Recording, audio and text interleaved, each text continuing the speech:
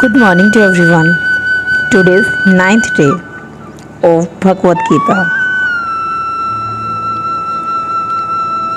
Verse is 50. A man engaged in devotional service rids himself of both good and bad actions even in this life. Therefore, strive for yoga, which is the art of all work. Since time immemorial, each living entity has accumulated the various reactions of his good and bad work. As such, he is continuously ignorant of his real constitutional position.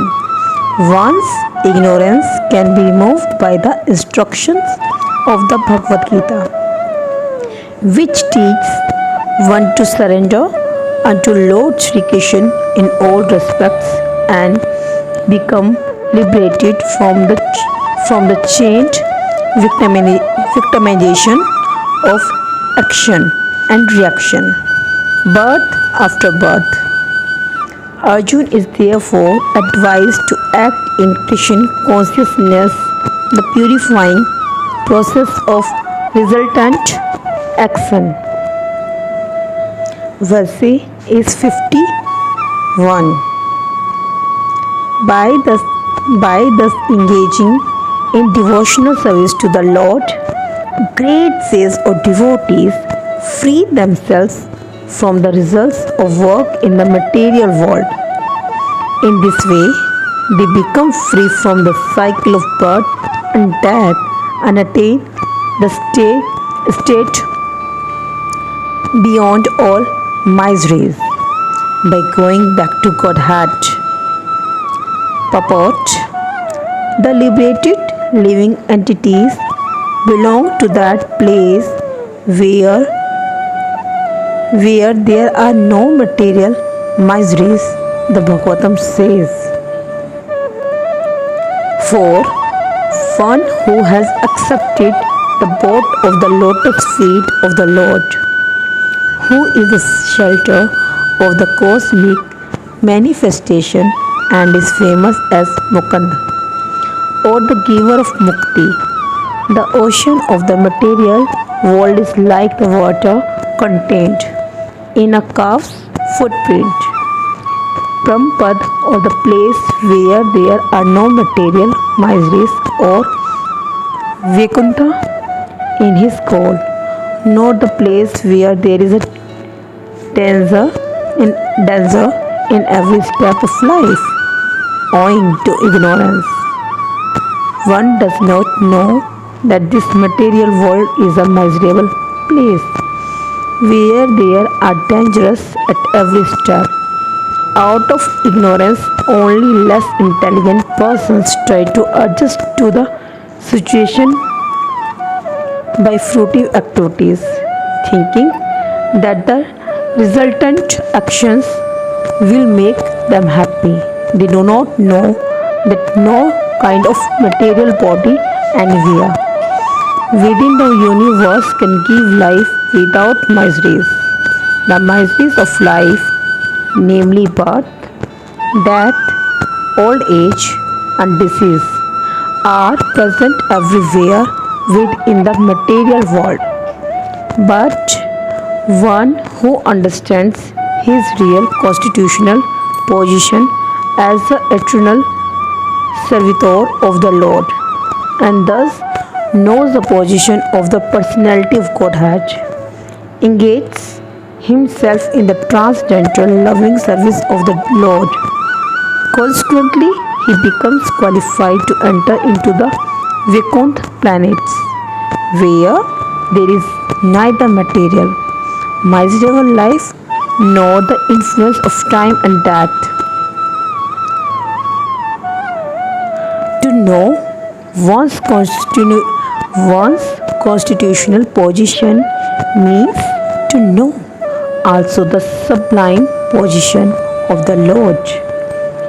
One who wrongly thinks that the living entity's position and the Lord's position are on the same level is to be understood to be in darkness and therefore unable to engage himself in the devotional service of the Lord. He becomes a Lord.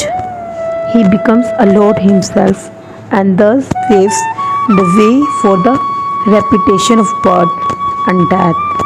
But one who understanding that his position is to serve transfers himself to the service of the Lord at once becomes eligible for Vaikunt Lok service for the cause of the Lord is called Kram Yog or Buddhi Yog or in plain words devotional service to the Lord.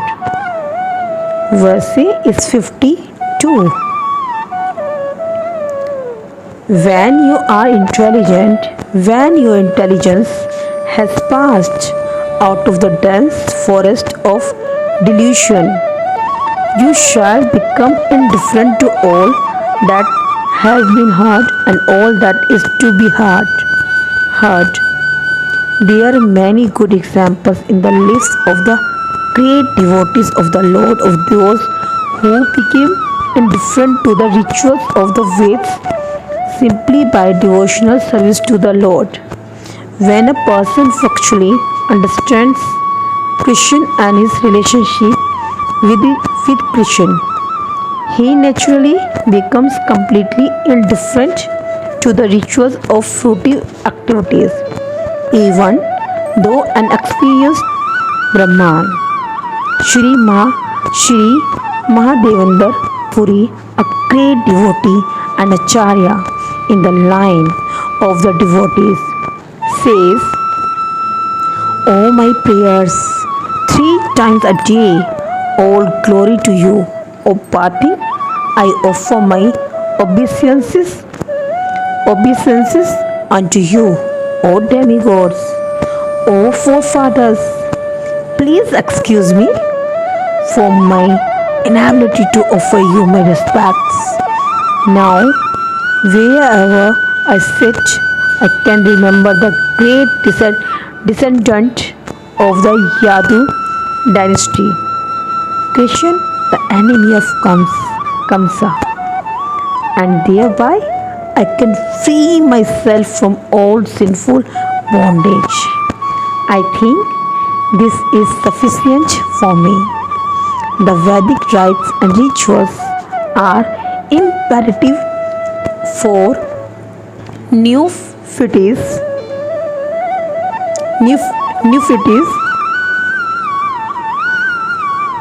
comprehending all kinds of prayer 3 times a day, taking a bath early in the morning, offering respects to the forefathers, etc. But when one is fully in Krishna consciousness and is engaged in his transcendental loving service, one becomes indifferent to all these regulative principles because he has already attained perfection. If one can reach the platform of understanding by service to the Supreme Lord Krishna, he has no longer to execute different types of penances and sacrifice as recommended in revealed scriptures. And similarly, if one has not understood that the purpose of the Veds is to reach Krishna and simply engage in the rituals, etc., then he is uselessly wasting time in such engagements. Person in Krishna consciousness transcends the limit of Sabd Brahma or the range of the Veds and Upanishads. Verse is 53. When your mind is no longer disturbed by the flowery language of the Veds, and when it remains fixed in the trance of self-realization, then you will have attained the divine consciousness. Purport: to say that one is in samadhi is to say that one has fully realized Krishna consciousness. That is, one is full samadhi has realized Brahman, Paramatma, and Bhagwan. The highest perfection of self-realization is to understand that one is eternally the servitor of Krishna, and that one's only business is to discharge one's duties in Krishna consciousness.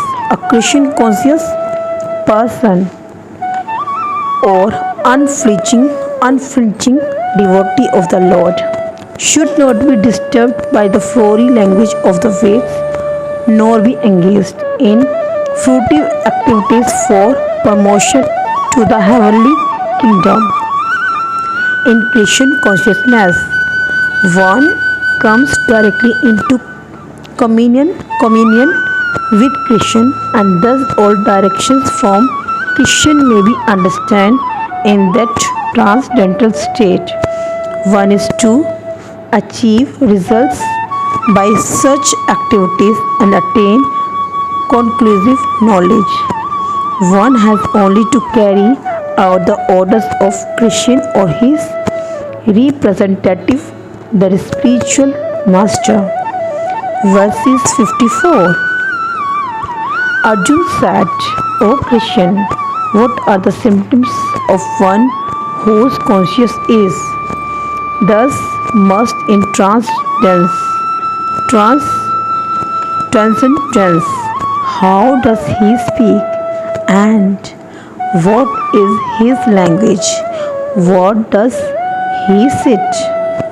And how does he walk?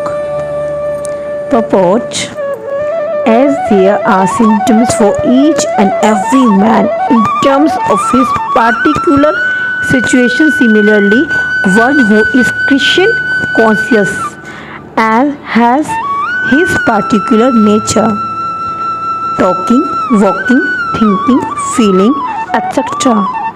As a rich man has his symptoms by which he is known as a rich man, as a diseased man has his symptoms by which he is known as diseased, or as a learned man has his symptoms. So a man in transcendental consciousness of Krishna has specific symptoms in various dealings. One can know his specific symptoms from the Bhagavad Gita. Most important is how the man in Krishna consciousness speaks, for speech is the most important quality of any man. It is said that a fool is undiscovered as long as he does not speak, and certainly he well-dressed fool cannot be identified unless he speaks. But as soon as he speaks, he reveals himself at once. The immediate symptom of a Krishna conscious man is that he speaks only of Krishna and of matters relating to him. Other symptoms then automatically follow as stated below. Verses 55. Let's see what happened in 55th verse. I'm really enjoying to read Bhagavad Gita. The Supreme Personality of Godhead said, O Parth, when a man gives up all varieties of desire for sense gratification which arise from mental concoction,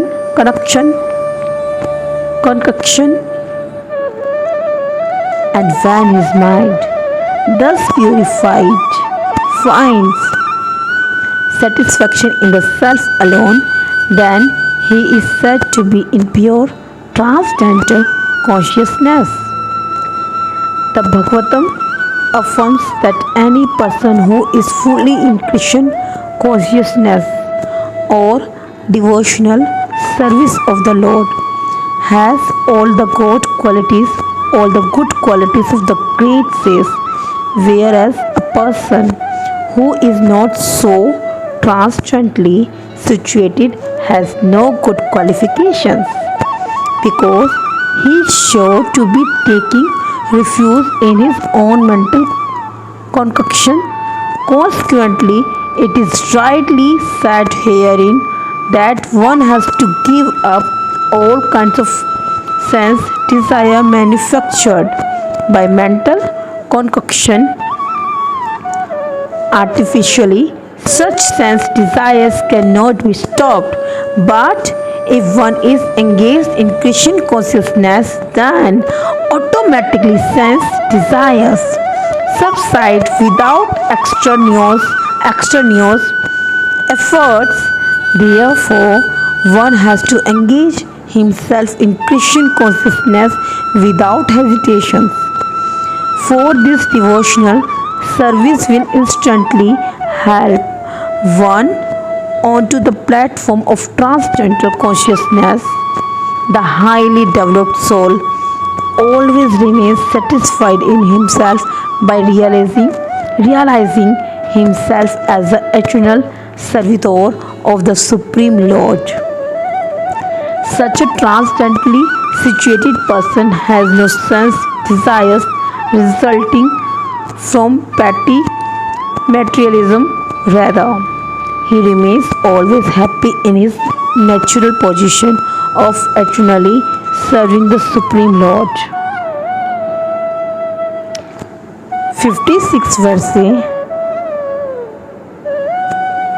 One who is not disturbed in mind, even amidst the threefold miseries or attitude, when there is happiness, and who is free from attachment, fear and anger, is called a sage of steady mind. The word Muni means one who can agitate his mind in various ways for mental speculation without coming to a factual conclusion. It is said that every Muni has a different angle of vision, and unless a Muni differs from other Munis, he cannot be called a Muni in the strict sense of the term. But as mentioned herein by the Lord, is different from an ordinary Muni.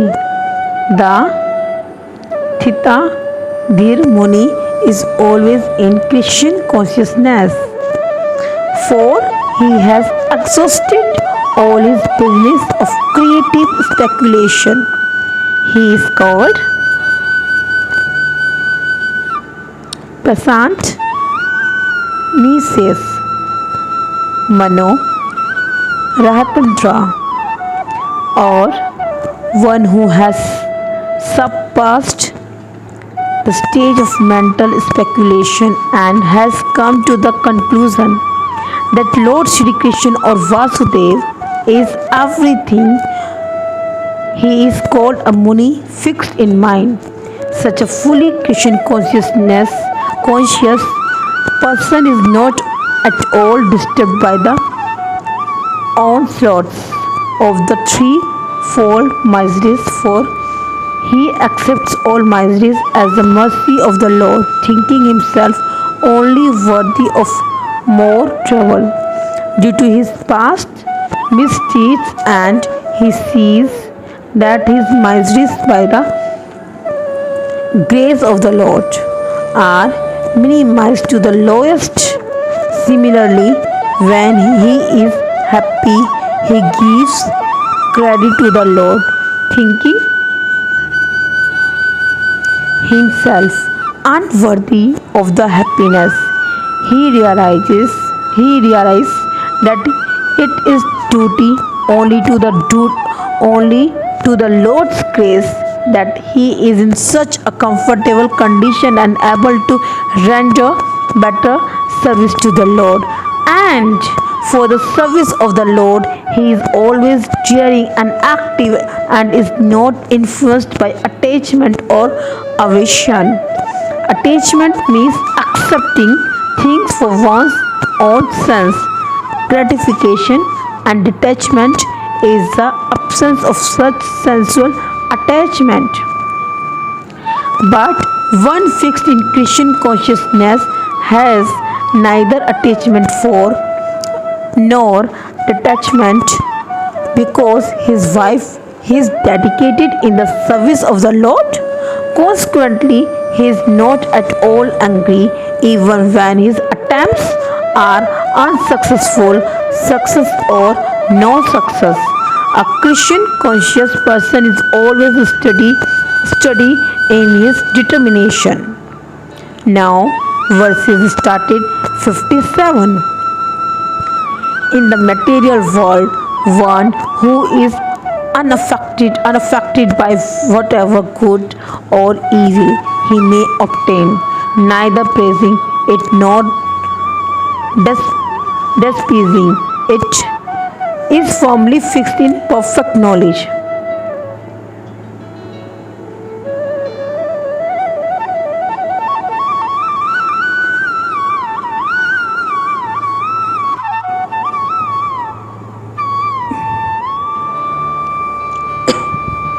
In the material world, one who is unaffected by whatever good or evil he may obtain, neither praising it nor despising it, is firmly fixed in perfect knowledge. There is always some upheaval in the material world which may be good or evil. One who is not agitated by such material upheavals, who is unaffected by good or evil, is to be understood to be fixed in Christian consciousness. As long as one is in the material world, there is always the possibility of good and evil because this world is full of quality. But one who is fixed in Christian consciousness is not affected by good and evil because he is simply concerned with Christian, who is all good absolute.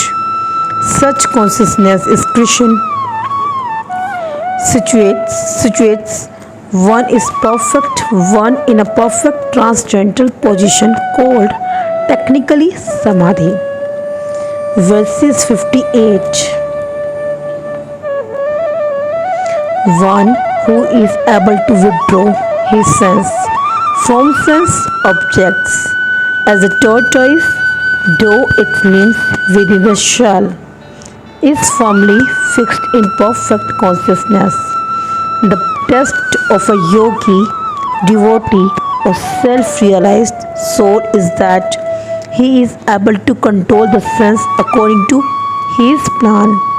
Most people, however, are servants of the sense and are thus directed by the dictation of these senses. That is the answer to the question as to how the yogi is situated. The senses are compared to venomous serpents. They want to act very loosely and without restriction. The yogi or the devotee must be very strong to control the serpents like a snake charmer. He never allows them to act independently. There are many injunctions in the revealed scriptures. Some of them are denotes and of some of them are do's.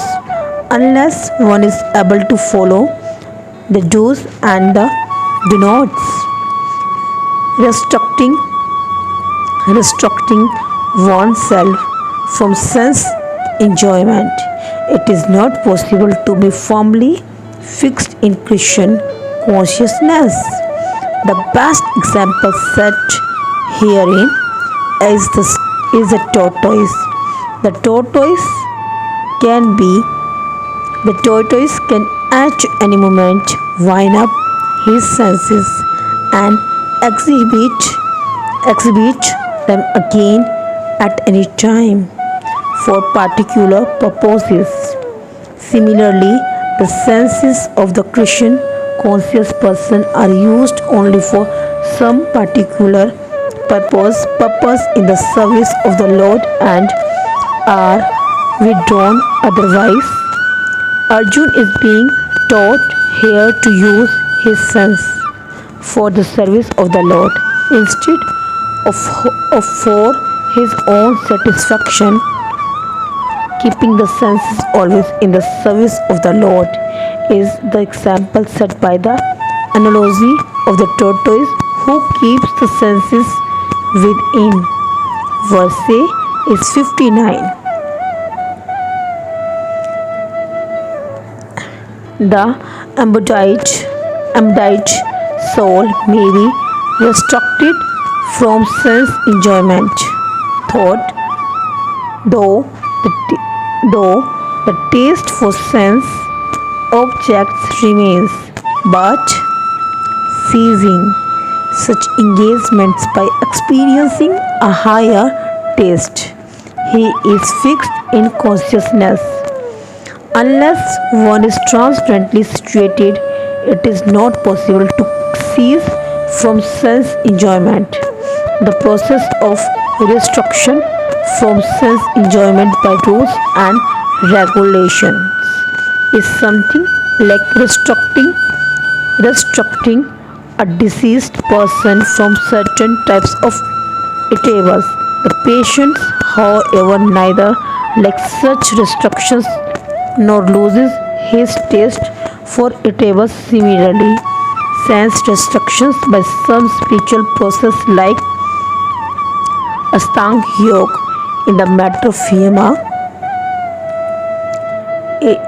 Metaphyema is recommended for less intelligent persons who have no better knowledge, but one who has tested the beauty of the Supreme Lord Krishna in the course of his advancement in Christian consciousness no longer has a taste for that material things. Therefore, restrictions are there for the less intelligent neophytes in the spiritual advancement of life. But such restrictions are only good until one actually has a taste of Christian consciousness. When one is actually Christian conscious, he automatically loses his taste for pale things. Verse 60. The sense are so strong and impetuous, O Arjun, that they forcibly carry away the mind even of a man of discrimination who is endeavoring to control them. There are many learned sages, philosophers, and transcendentalists who try to conquer the senses, but in spite of their endeavors, even the greatest of them sometimes fall victim to material sense enjoyment due to agitated mind. Even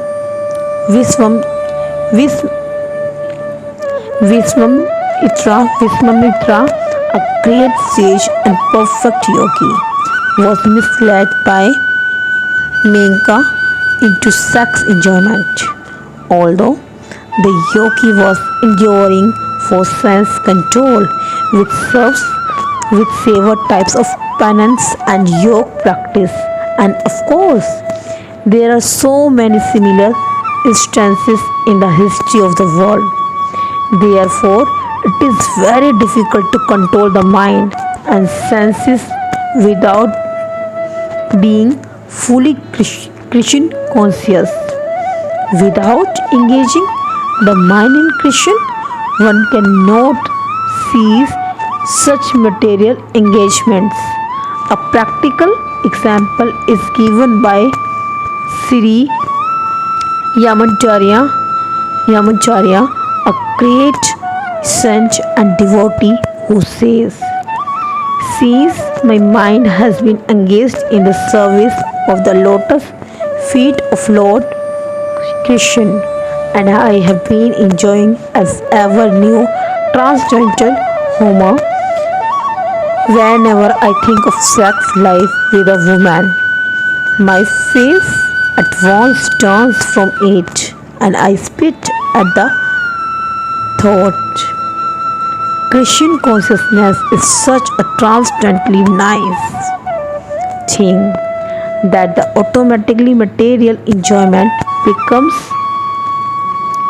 distasteful. It is as if a hungry man had satisfied his hunger by a sufficient quantity of nutritious eatables.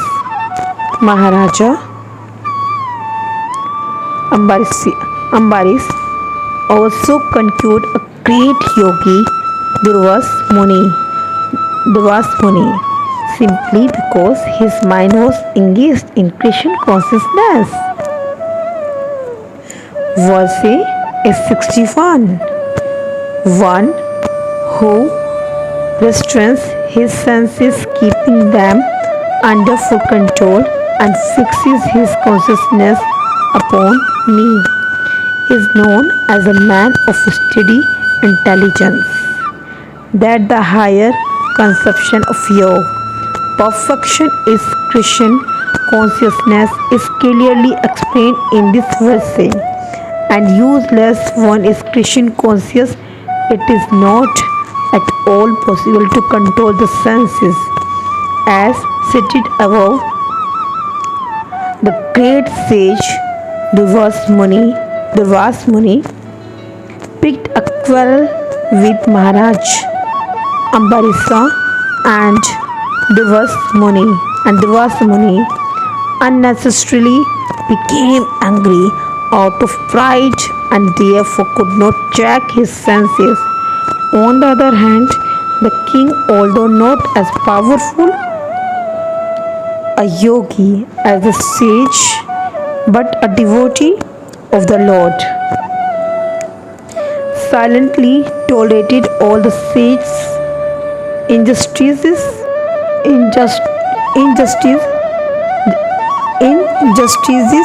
and thereby emerged victorious. The king was able to control his senses because of the following qualifications and mentioned in the Srimad Bhagavatam. King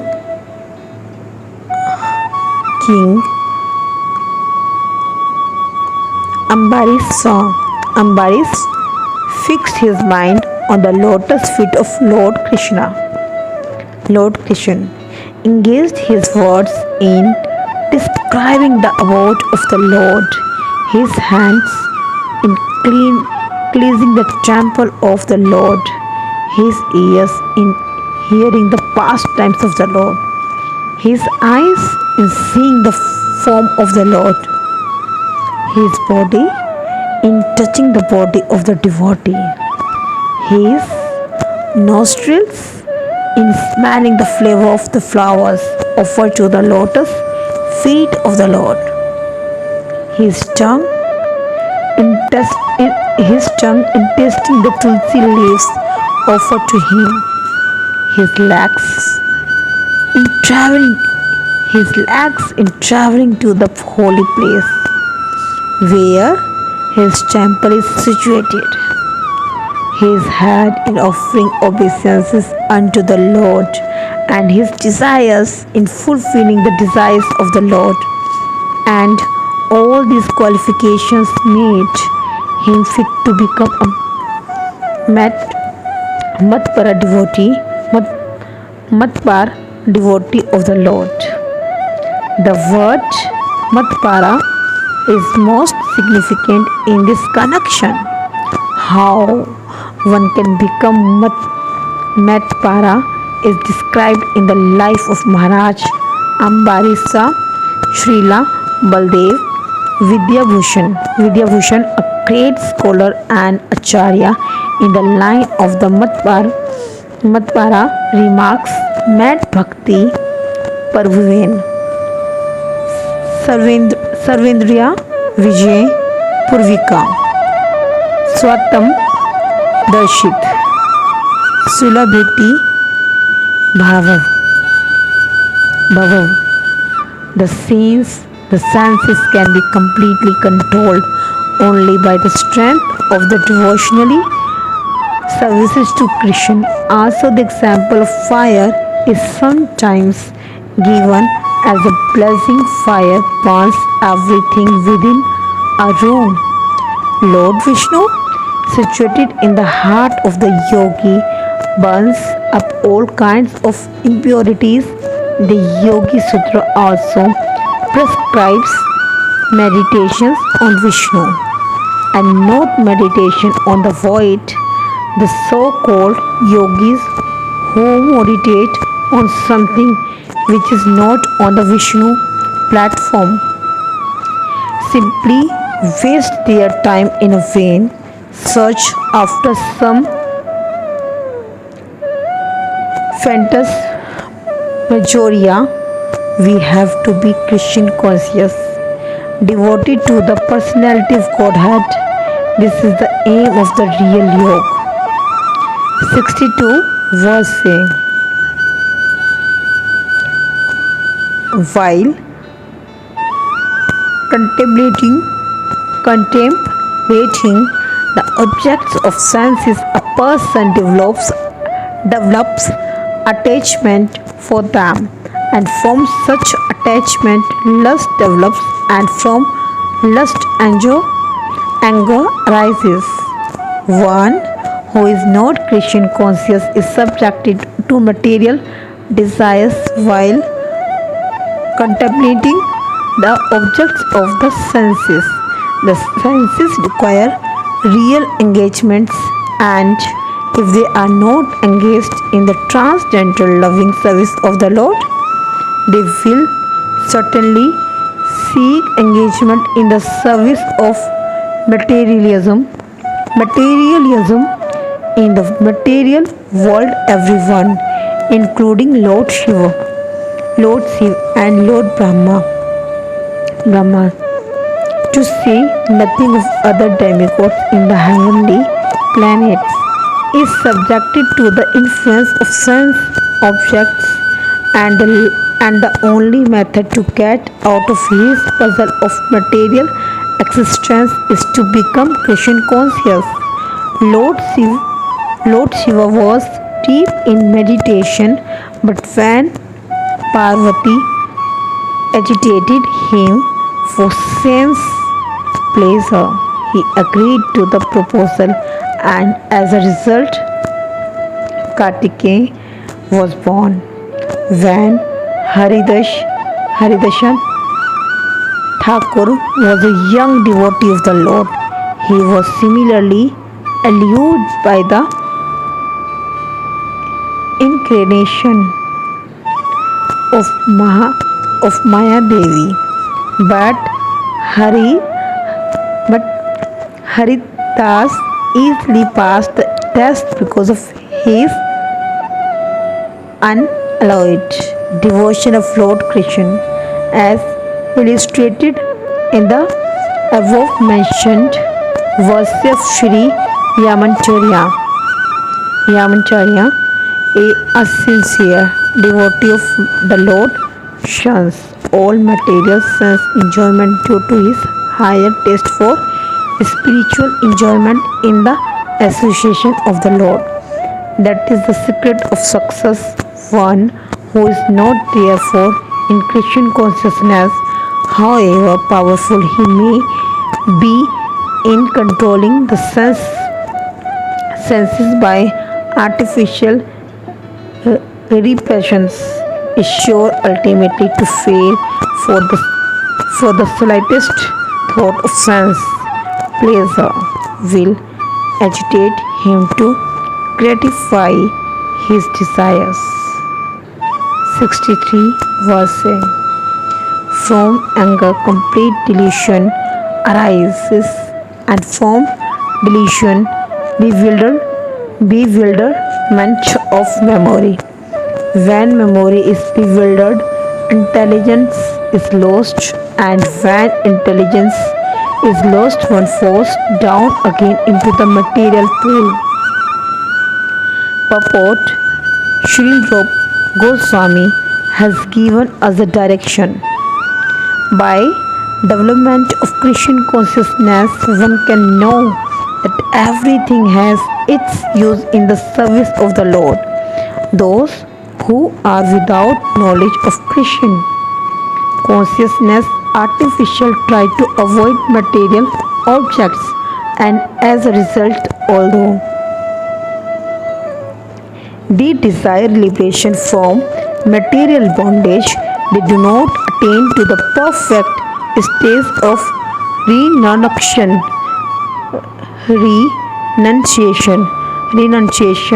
The so-called renunciation is called falgu, or less important. On the other hand, a person in Christian consciousness knows how to use everything in the service of the Lord. Therefore, he does not become a victim of material consciousness. For example, for an impersonalist, the Lord or the absolute being impersonal cannot eat, whereas an impersonalist tries to avoid good endeavors. A devotee knows that Krishna is the supreme enjoyer and that he eats all that is offered to him in devotion. So, after offering good endeavors to the Lord, the devotee takes the remnants called prasadam. Thus everything becomes spiritualized and there is no danger of a downfall. The devotee takes prasadam in Christian consciousness, whereas the non-devotee rejects it as material. The impersonalists therefore cannot enjoy life due to his artificial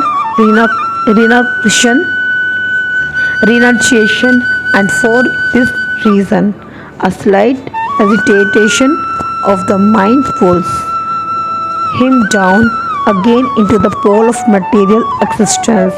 It is said that such a soul, even though rising up to the point of liberation, falls down again due to his not having support in devotional service. Verses 64. But a person free from all attachment and aversion and able to control his senses through regulative principles of freedom can obtain the complete mercy of the Lord. Purport: It is already explained that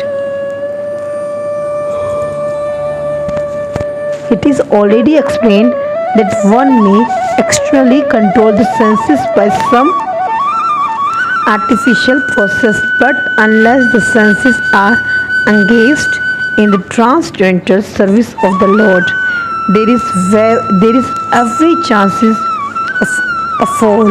although the person in full Christian consciousness may apparently be on the sensual plan because of his being Christian conscious, he has no attachment to sensual activities. The Christian conscious person is concerned only with the satisfaction of Christian and nothing else. Therefore, he is transcendental to all attachment and Detachment. If Christian wants, a devotee can do anything which is ordinary, undesirable, and if Christian does not want, he shall know to do that which he would have ordinarily done for his own satisfaction. Therefore, to act or not to act is within his control because he acts only under the directions of Christian. This consciousness is the causeless mercy of the Lord, which the devotee can achieve in spite of his being attached to the sensual platform. Verses 65. From one thus satisfied in Christian consciousness, the threefold measures of material existence exist no longer. In such satisfied consciousness, one's intelligence is soon well established. Verses 66. One who is not connected with the Supreme can have neither transcendental intelligence nor steady mind, without which there is no possibility of peace. And how can there be any happiness without peace?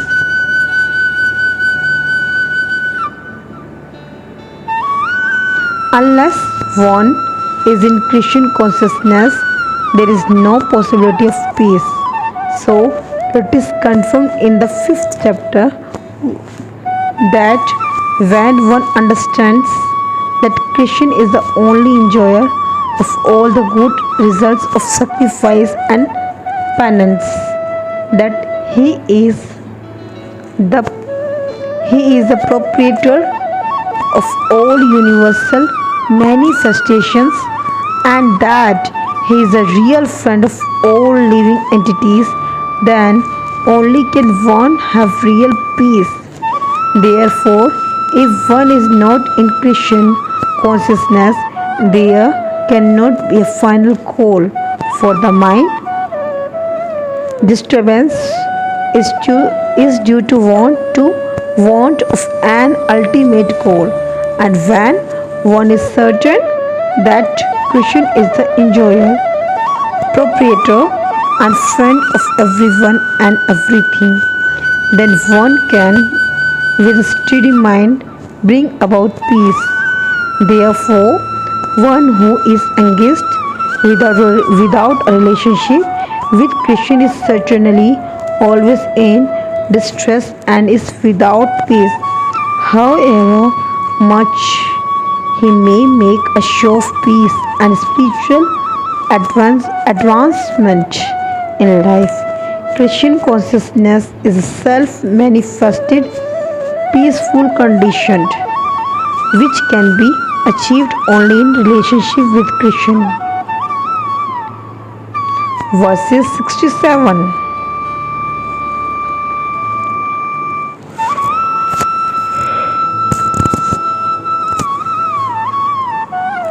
As a strong wind sweeps away a boat on the water, even one of the roaming senses on which the mind focuses can carry away a mind's intelligence. Unless all of the senses are engaged in the service of the Lord, even one of them engaged in sense gratification can deviate the devotee from the path of transcendental advancement, as mentioned in the life of Maharaj Ambassador. All of the senses must be engaged in Krishna consciousness, for that is a correct technique for controlling the mind.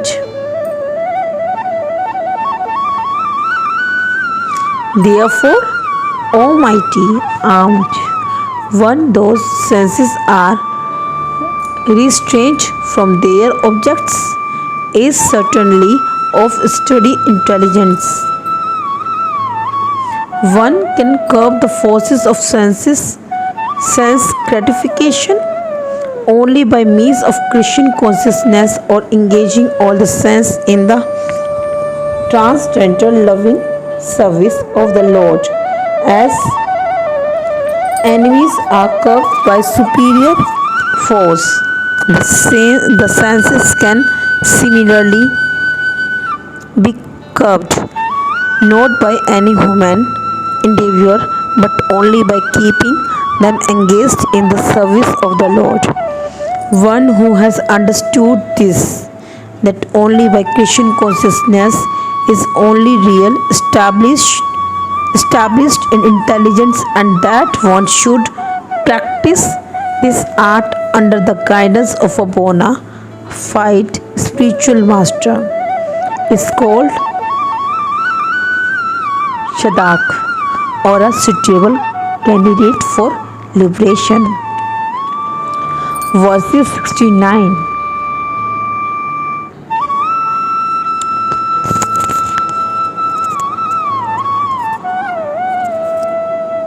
What is the night? For all beings is a time of awaking, for all self-control, and the time of awaking for all beings is might, for the introspective sage. There are two classes of intelligent men. One is intelligent in material activities for sense gratification, and the other is introspective and awake to the cultivation of self-realization activities of the introspective sage or thoughtful man. A night for persons materially absorbed, materialistic persons remains asleep in such a night due to their ignorance of self-realizations. The introspective sage remains alert in the night of the materialistic man. The sage feels transcendental pleasure in the gradual advancement of spiritual culture, whereas the man in materialistic activities, being asleep to self-realization, dreams of varieties of sense pleasure, feeling sometimes happy and sometimes distress in his sleeping condition. The introspective man is always indifferent to materialistic happiness and distress.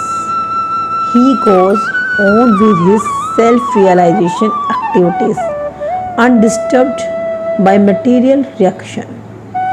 Verse has started 70.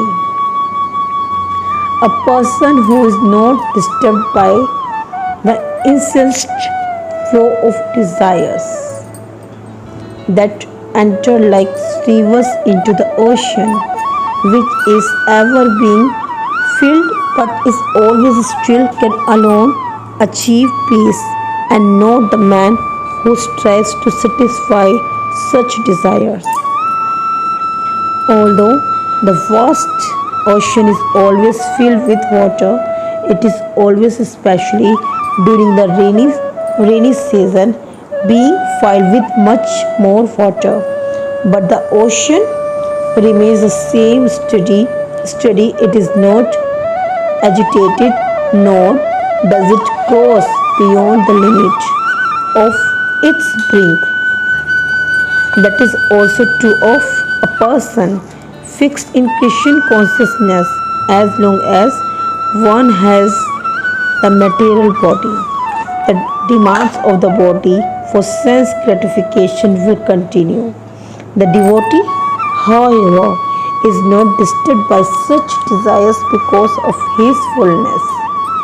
A Christian consciousness man is not in need of anything because the Lord fulfills all his material necessities. Therefore, he is like the ocean, always full in himself. Desires may come to him like the waters of the rivers that flow into the ocean, but he is steady in his activities, and he is not even slightly disturbed by desires for sense gratification. That is the proof of a Christian conscious man man who has one who has lost all inclinations for material sense gratifications, although the desires are present, because he remains satisfied in the transcendental loving service of the Lord. He can remain steady like the ocean and therefore enjoy full peace. Others, however, who want to fulfill desires even up to the limit of liberation, what to speak of material success, never attain peace. The fruity workers, the salvationists, and also the yogis who are after mystic powers are all unhappy because of unfulfilled desires. But the person in Christian consciousness is happy in the service of the Lord, and he has no desires to be fulfilled. In fact, he does not even desire liberation from the so-called material bondage. The devotees of Christian have no material desires, and therefore they are in perfect peace. Verses 71. A person who has given up all desires for sense gratifications, who will live free from desires, who has given up all sense of proprietorship and is devoid of false ego, he alone can attain real peace. He becomes desireless means not to desire anything for sense gratification. In other words, desire for becoming Christian conscious is actually desirelessness.